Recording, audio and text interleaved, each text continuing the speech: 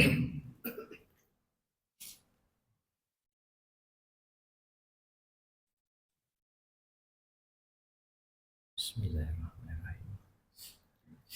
Assalamualaikum warahmatullahi wabarakatuh. Alhamdulillahi hamdan katsiran tayyiban mubarakan fih kama yuhibbu rabbuna tabaraka wa ta'ala wa yarda. Asyhadu an la ilaha illallah wahdahu la syarikalah wa asyhadu anna Muhammadan abduhu wa rasuluhu la nabiyya ba'dah. Allahumma salli wa sallim wa barik ala nabiyyina Muhammadin wa ala alihi wa sahbihi ajma'in. Wa qala Allah ta'ala fi kitabihil karim, ya ayyuhallazina amanu taqullaha haqqa tuqatih wa la tamutunna illa wa antum muslimun, amma ba'd. Para alim ulama, para ustadz, para sesepuh, bini sepuh yang senantiasa saya hormati, bapak-bapak dan ibu-ibu jamaah Masjid An-Nur yang dirahmati Allah Subhanahu wa taala. Alhamdulillah, kita senantiasa memanjatkan rasa syukur kehadirat Allah Subhanahu wa taala. Hingga detik ini kita masih berada di atas jalan Rasulullah Muhammad sallallahu alaihi wasallam.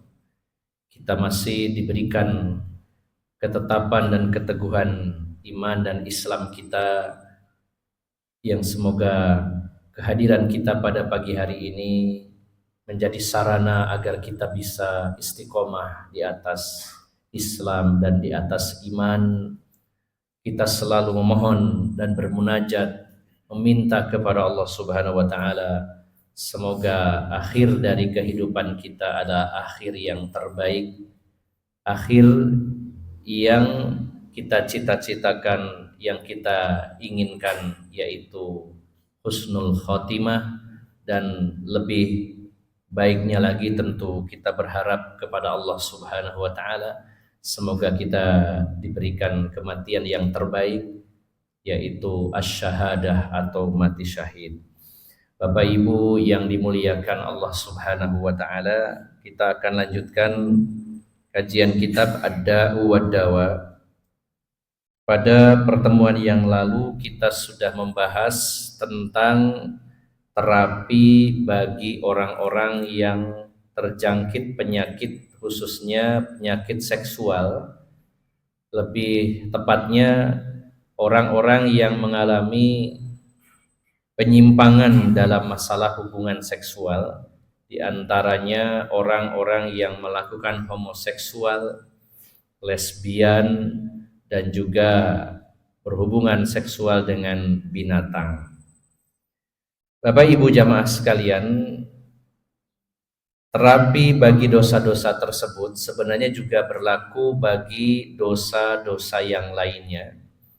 Karena pada hakikatnya seluruh perbuatan dosa adalah penyakit dan harus diobati.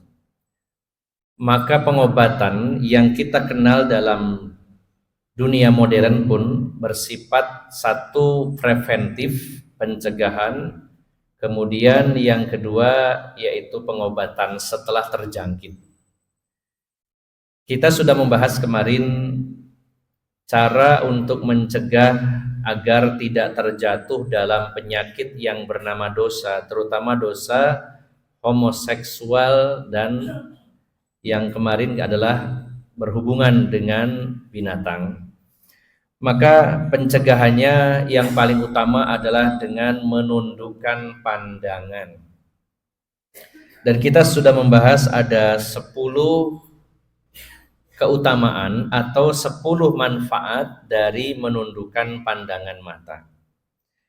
Kita akan lanjutkan, yaitu setelah terjangkit bagaimana pengobatannya. Kita masuk pada bab yang baru yang merupakan lanjutan dari bab sebelumnya di halaman 199, faslun al-mani'u min husuli da'il ishqi, yaitu perkara yang menghalangi terjangkitnya, sebenarnya ini yang merupakan pengobatan dari penyakit kerinduan atau cinta dan sejenisnya. Kerinduan, kasmaran, ya, kemudian cinta, ya, adanya hasrat yang besar karena seseorang melakukan sesuatu. Salah satu penyebabnya adalah karena adanya hasrat, keinginan, apalagi dibarengi dengan cinta kepada sesuatu tersebut. Maka ketika penyakit itu sudah menjangkiti, di antara terapinya, ini saya katakan kemarin mungkin belum tentu sama atau bisa jadi sama dengan terapi yang dilakukan oleh psikiater dan sejenisnya. Saya fokus kepada terapi yang disampaikan oleh penulis Imam Ibnul Qayyim Al-Jauziyah rahimahullah.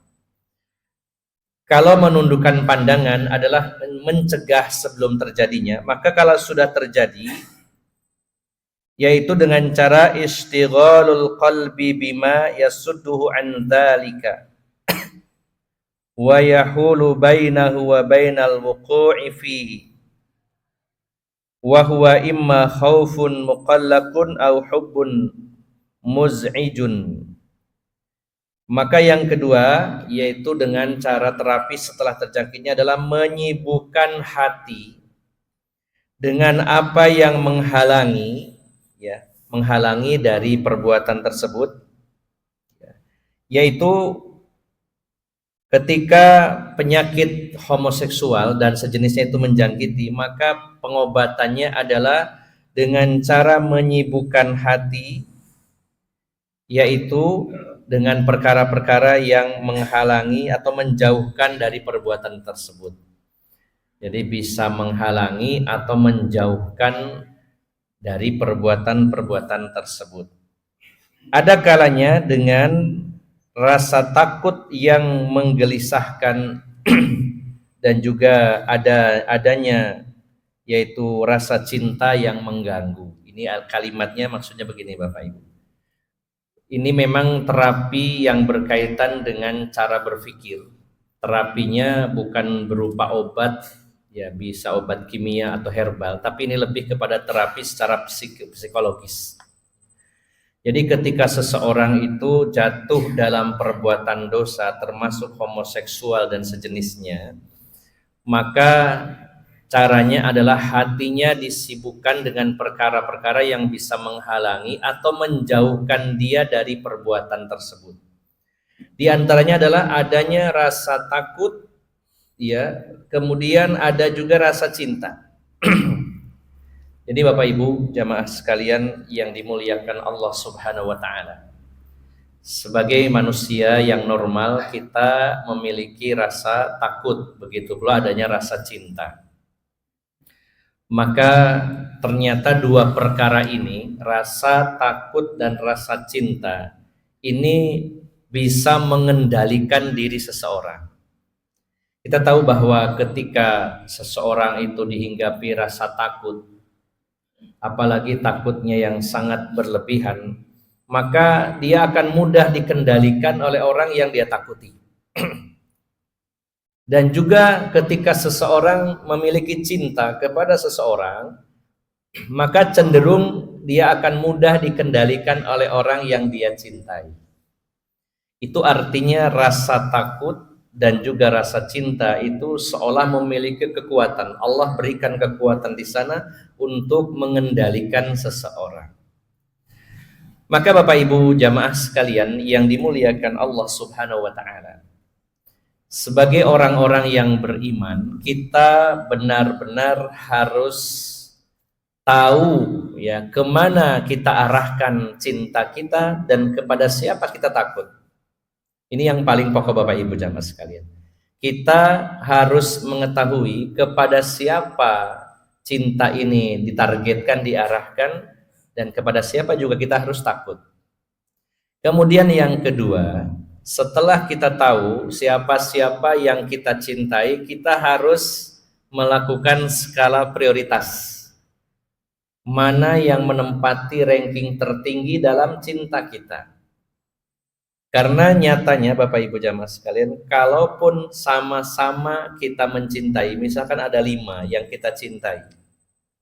Di antara 5 ini, mana yang akan paling kita turuti?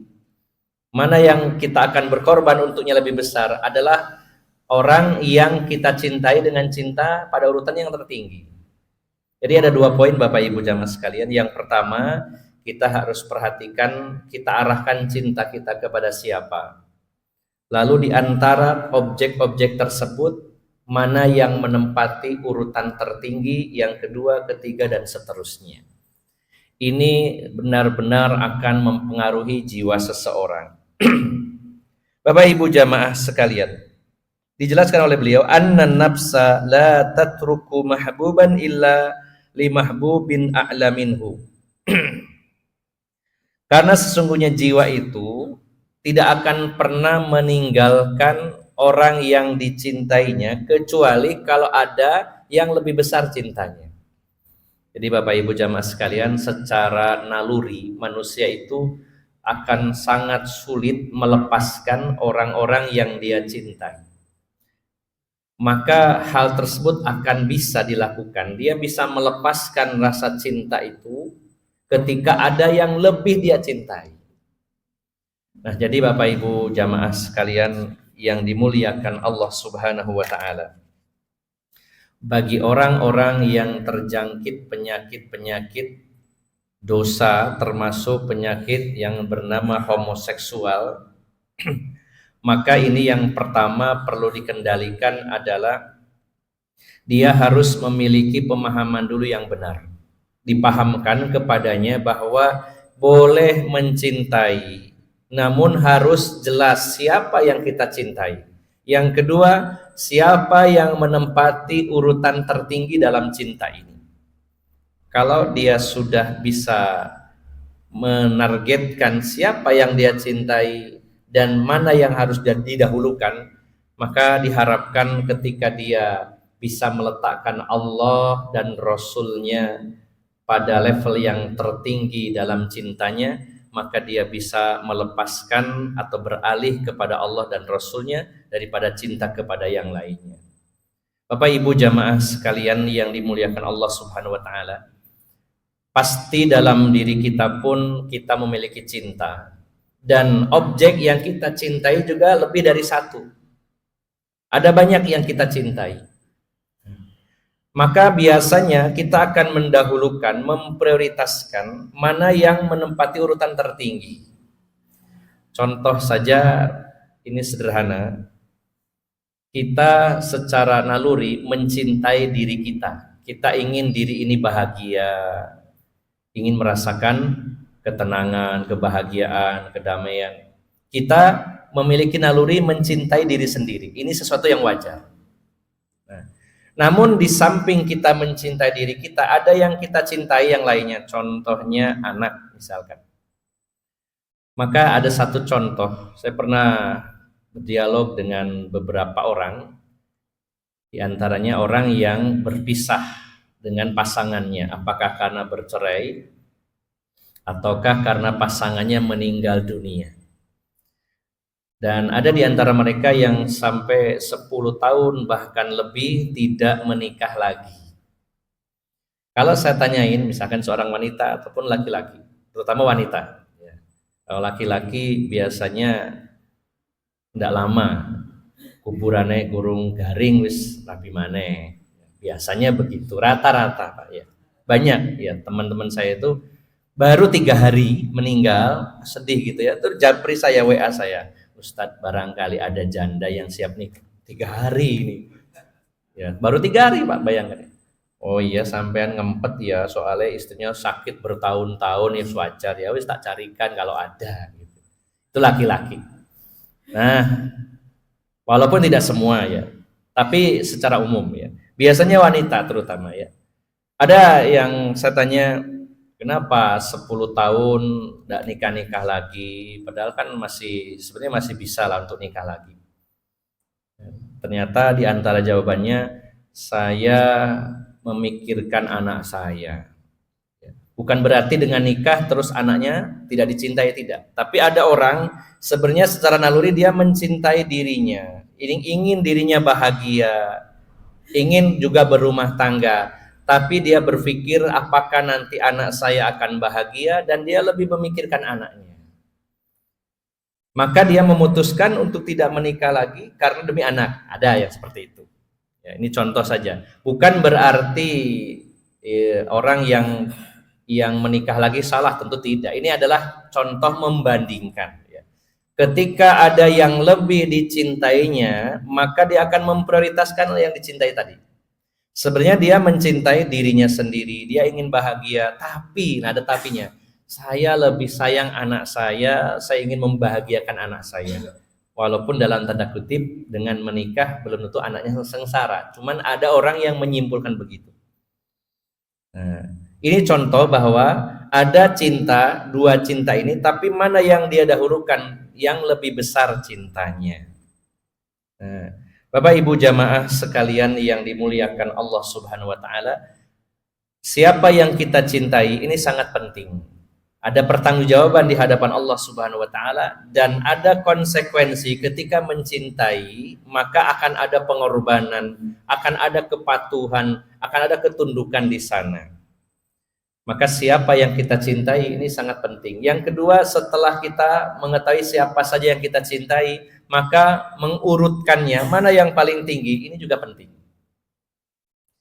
Maka orang-orang yang terjangkit penyakit-penyakit maksiat dan dosa, kita harus tanamkan bahwa di antara yang harus kita cintai adalah diri kamu, keluarga kamu, mungkin orang tua, mungkin anak, mungkin pasangan, tapi di sana juga ada sesembahan kita, yaitu Allah Subhanahu wa taala, ada Rasulnya. Maka semua itu kita cintai dan kita tempatkan Allah dan Rasulnya pada urutan yang tertinggi. Maka ini kalau sudah masuk, setidaknya dia berpikir, oh ternyata Allah lah yang berhak ditempatkan pada posisi yang tertinggi sehingga harus didahulukan. Kalaupun orang ini menyukai yang lainnya, di antaranya dia jatuh cinta dengan pasangan homoseksualnya, dan ini sangat berat untuk lepas. Ya, sebagaimana juga seseorang ketika cinta dengan lawan jenisnya. Ya, bahkan ini kadang sangat melekat sekali dalam hatinya, ya, kecintaannya.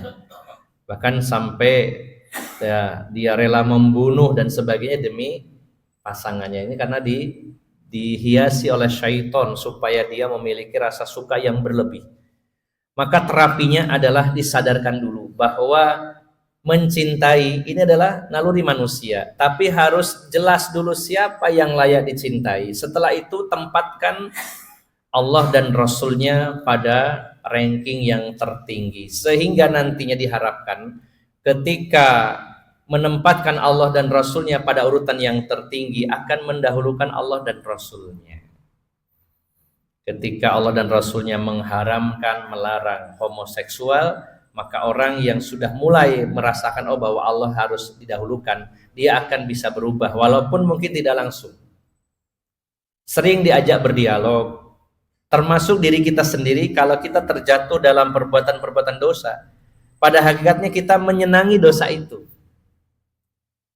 Bagaimana orang-orang yang melakukan perselingkuhan itu susah sekali untuk melepaskannya. Bahkan sampai ada yang mengatakan selingkuh itu nggak ada obatnya, walaupun kita yakin bahwa setiap penyakit ada obatnya, tapi sangat susah katanya. Sehingga seolah sembuh tapi akan kumat lagi. Hanya Allah Subhanahu wa taala yang memberikan hidayah dan menyembuhkannya. Maka mindset ini sangat penting. Ya.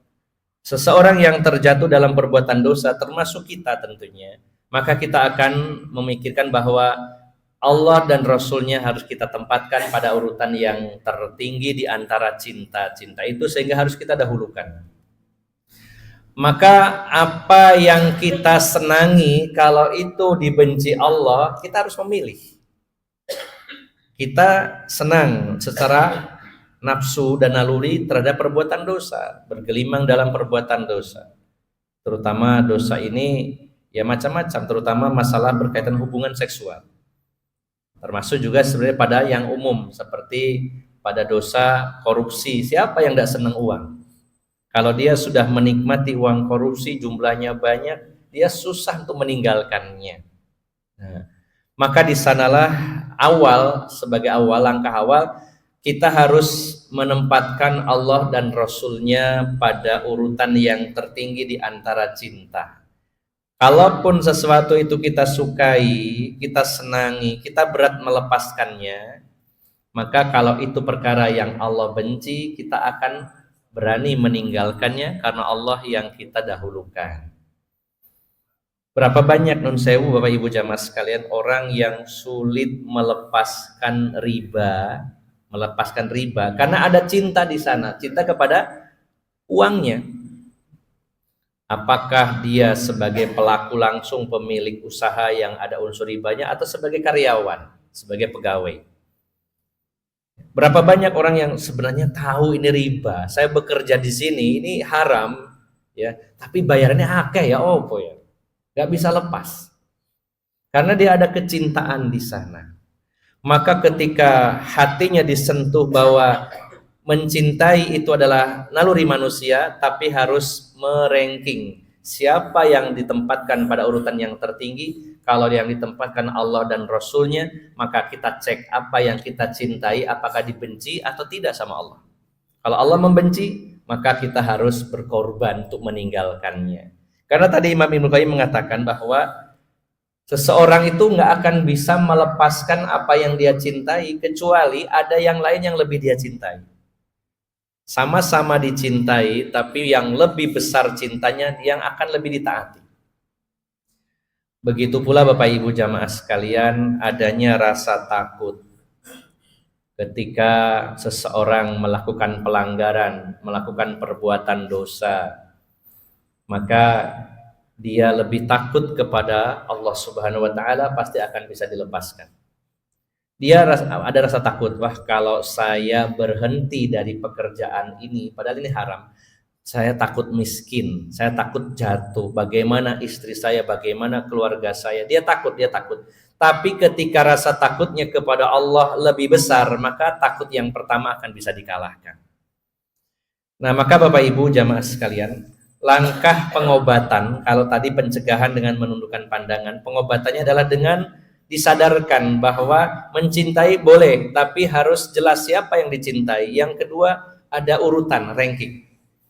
Nah, setelah Bapak Ibu jamaah sekalian, setelah jelas harus menempatkan Allah dan Rasulnya, maka ditanamkan kesabaran di sana. Imam Ibnu Qayyim mengatakan, ya, Ats-tsani quwwatu azmin wa sabrin. Yang kedua, dikuatkan tekadnya dan kesabarannya.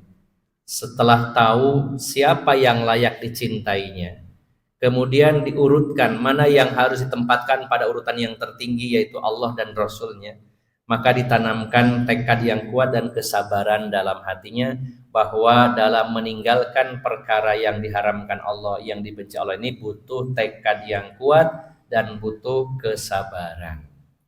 Maka Bapak Ibu jamaah sekalian yang dimuliakan Allah Subhanahu wa taala, satu ayat di dalam Al-Qur'an yang mengingatkan kita semuanya tentang cinta dan siapa yang layak dicintai, lalu siapakah yang paling ditempatkan di urutan tertinggi dalam cinta kita, yaitu surat At-Taubah ayat 24.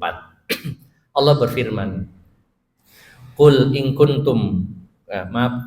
kana aba'ukum wa abna'ukum wa ikhwanukum wa azwajukum wa ashiratukum wa amwalun iqtarabtumuha wa tijaratun tahshawna kasadaha wa masakinu tardawnaha ahabba ilaikum minallahi wa rasulihi wa jihadin fi sabilihi fatarabbasu hatta ya'tiyallahu bi amrih wallahu la yahdil qaumal fasiqin.